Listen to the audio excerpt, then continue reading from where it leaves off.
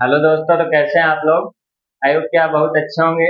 आज के वीडियो में हम डिस्कस करने वाले हैं एम्पियर्स लॉ। अब एम्पियर्स लॉ हमारे पास क्या बोलता है, the line integral of the tangential component of the magnetic field strength, यानी कि इसको मैग्नेटिक फील्ड स्ट्रेंथ को हम किससे डिनोट करेंगे, एच से।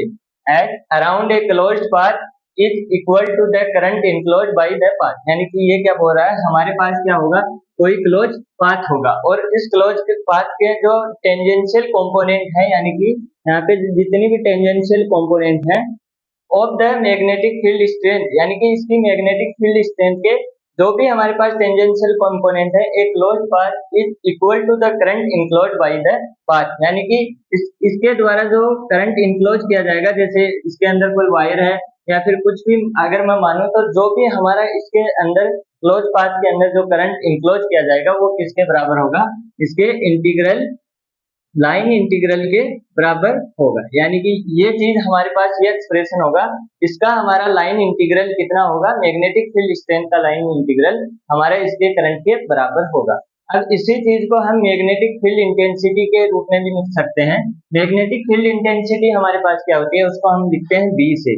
तो हम इसको क्या लिख सकते हैं, बी डॉट dl, यानी इसका इंटीग्रल हमारे पास क्या होगा, इसका क्लोज इंटीग्रल हमारे पास होगा म्यू नॉट आई के बराबर। और यहाँ पे म्यू नॉट क्या है, हमारे पास मीडियम की परमेबिलिटी।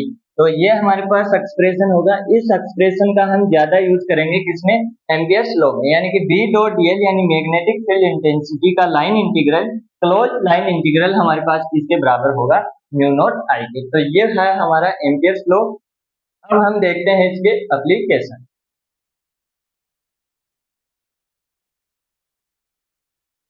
इसका पहला एप्लीकेशन है हमारे पास, magnetic field produced by a long straight wire carrying current I. यानी कि हमारे पास क्या है, एक लॉन्ग स्ट्रेट वायर है और इसमें हमारे पास क्या है, करंट आई करंट है।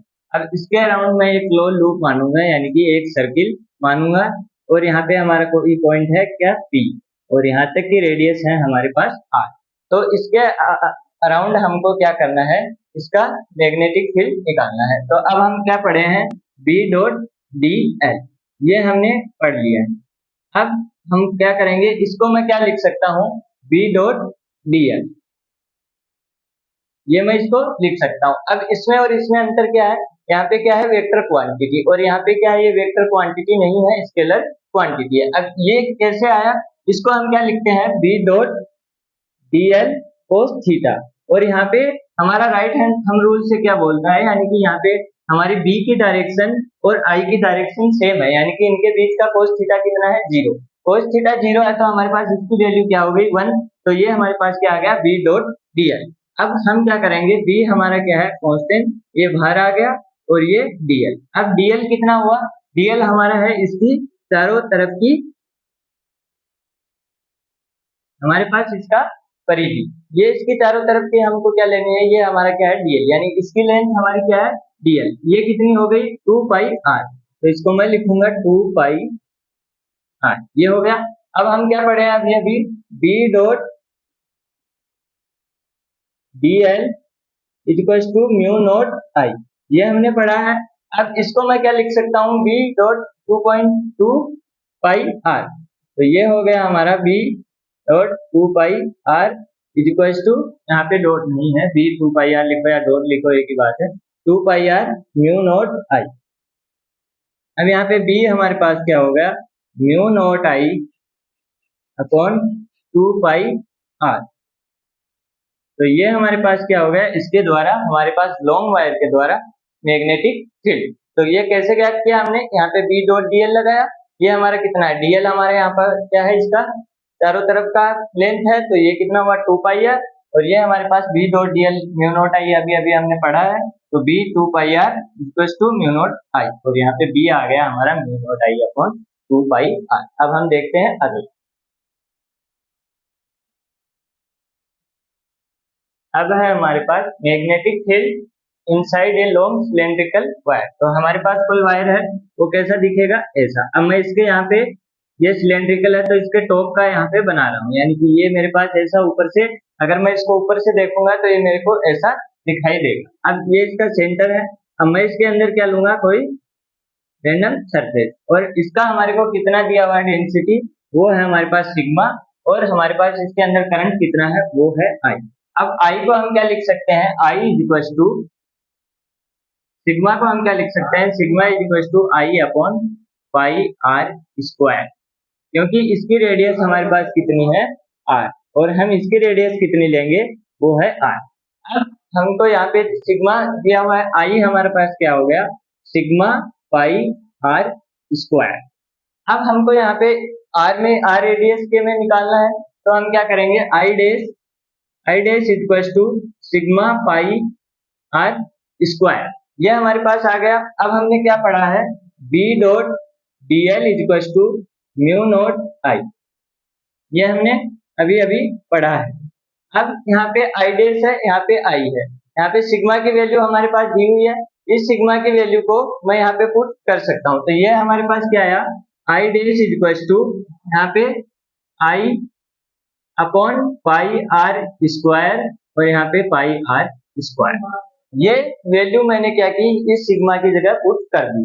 अब क्या हुआ, पाई से पाई कैंसिल हो गया, I dash equal to I R square upon R square, ये मेरे पास आई की वैल्यू आ गई। इस आई की वैल्यू को मैं यहाँ पे पुट कर सकता हूँ, ये क्या है यहाँ पे आई डैश, क्योंकि हम कितने का निकाल रहे हैं, सिर्फ इतने का। अब यहाँ पे डीएल हमारे पास कितना है, 2 pi small R equal to mu naught, और आई डैश हमारे पास कितना है, I R square upon R square, small R square upon capital R square. तो यहाँ पे क्या हुआ, B is equal to mu naught I small R square upon capital R square, और यहाँ पे कितना हुआ, 2 पाई आर।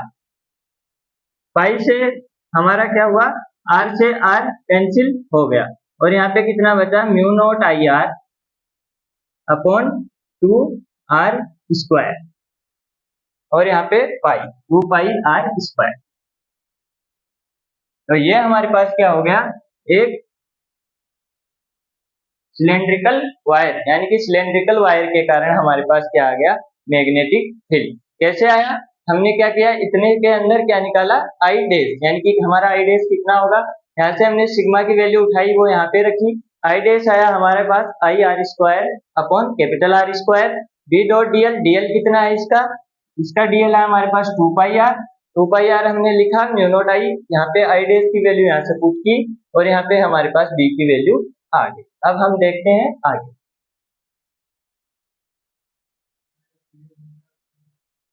अगला है हमारे पास magnetic field due to a toroid, यानी कि ये हमारे पास क्या है, एक टोरॉइड दिया हुआ है, और इसके चारों तरफ क्या है, इसके तार के लपेटे हैं। ये हमारे पास एक पट्टी नहीं है, ये एक नली है, नली के चारों तरफ क्या है, हमारे पास तार के लपेटे हैं। अब इसकी संख्या हम कितने मान लेते हैं कि हमारे पास इसके n घेरे हैं, यानी कि इसके n हमारे पास राउंड्स हैं, और इसकी टोटल लंबाई हम कैसे लिख सकते हैं, L equal to 2 pi are.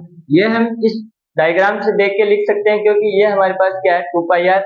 अगर इसको मैं हाथ से कट करके सीधा करूंगा तो इसकी लेंथ कितनी आएगी, हमारे पास 2 पाई आर। अब यहाँ पे हमारे पास इससे एक से करंट हमारा कितना है, आई, एक से करंट आई है, तो ऐसे टोटल कितने हैं, 9, तो हमारे पास एन है, 9 नहीं एन, हमारे पास टोटल करंट कितना हो गया, एन आई, यानी कि एन आई हमारे पास यहाँ पे क्या हो गया, टोटल करंट। अब मैं क्या लिख सकता हूँ, B dot D L is equal to mu naught I, ये मैं यहाँ पे लिख सकता हूँ। अब टोटल करंट की वैल्यू हमारे पास कितनी है, यहाँ पे एन आई, और बी डॉट डी एल, यानी कि इसका मैं अगर इसको लिखूंगा बी डॉट डी एल, और इसको मैं कैसे लिख सकता हूँ, बी डॉट डी एल, ये मैं पहले बता चुका हूँ, ये कहाँ से आया, ये हमारे पास B dot D L, L हमारी कितना है 2 पाई आर, तो यहाँ पे हमारे पास हुआ B dot 2 pi R is equal to mu naught N I, ये हमारे पास क्या हुआ, टोटल करंट, और ये इसकी लेंथ। अब हमारे पास B is equal to mu naught N I upon 2 pi R, ये हमारे पास क्या हो गया, एक टोरॉइड के कारण मैग्नेटिक फील्ड।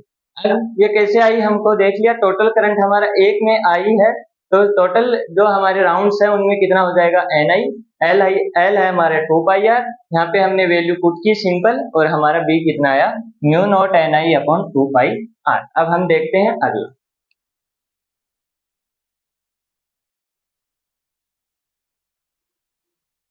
अगला है हमारे पास magnetic field due to a solenoid, यानी कि हमको सोलेनोइड दिया है जिसकी लेंथ कितनी है हमारे पास एल लेंथ है, और यहाँ पे हमको number of turns per unit length दे रखा है, वो कितने हैं हमारे पास स्मॉल एन, यानी कि हमारे पास एक यूनिट लेंथ में हमारे पास कितने टर्न्स हैं एन टर्न्स हैं, और ये हमारे पास बी की डायरेक्शन है। अब हमको क्या करना है, हम पढ़ चुके हैं यहाँ पे B dot D L is equal to mu naught I, ये हमने देख लिया। अब आई हमारे पास क्या होगा, आई इज इक्वल टू होगा हमारे पास, अगर एन टर्न्स है हमारे पास एक यूनिट लेंथ में कितने हैं एन टर्न्स, तो हमारे पास टोटल लेंथ एल है, तो हमारे पास कितने टर्न्स होंगे एन एल, यानी कि ये हमारे पास कितने होंगे टोटल, इसके अंदर कितने टर्न्स हैं।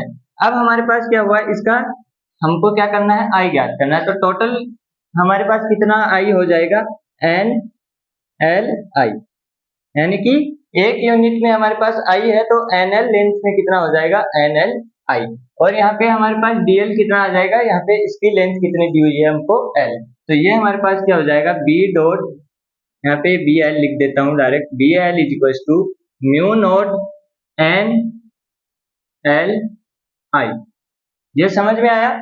आई हमारे पास क्या है एक यूनिट में आई है, तो एनएल लेंथ में कितना होगा, यानी कि एनएल टर्न्स में हमारे पास कितना होगा एनएल आई। पीछे मैंने अभी पढ़ा था टोरॉइड में, क्या पढ़ा था कि हमारे पास एन टर्न्स थे, तो एन में टोटल कितना हुआ था एन आई।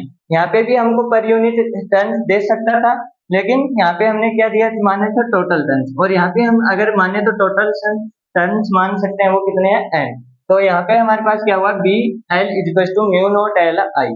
अब बी हमारे पास क्या हो गया, B is equal to mu naught N L I upon L, तो बी हमारे पास क्या हो गया म्यू नॉट एन आई।